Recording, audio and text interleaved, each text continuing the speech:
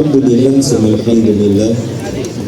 Marilah sama-sama anak-anak kita bersyukur, kita panjatkan kesyukuran kita kepada Allah SWT kerana dengan izin dan limpahnya kita dapat berkumpul di dataran ini dalam majlis penuh bermakna. Saya ingin mengucapkan syabas dan tahniah untuk mengabaikan akademik.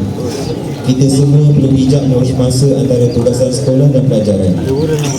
Kejayaan pemimpin muda bukan hanya pada watikah yang dipegang, tetapi oleh itu dengan lafaz yang mulia Bismillahirrahmanirrahim, saya merasmikan Majlis Watikah Pelantikan Legasi Pemimpin Muda SMK Alam Megah bagi sesi 2020. Sekian wabillahi taufiq wal hidayah. Assalamualaikum warahmatullahi wabarakatuh.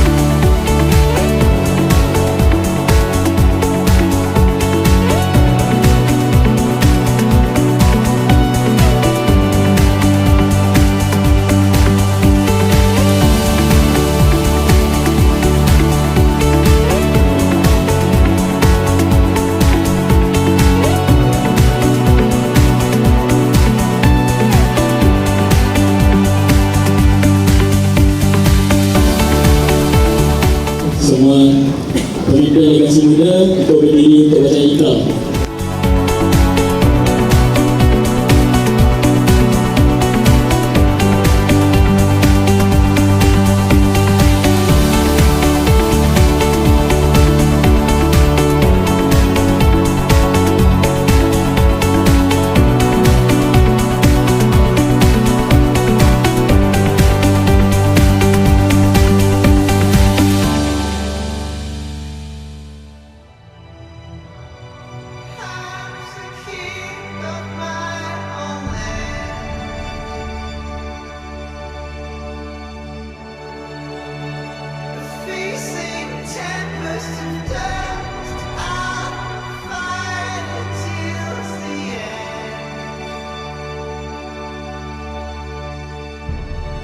Creatures of my dreams.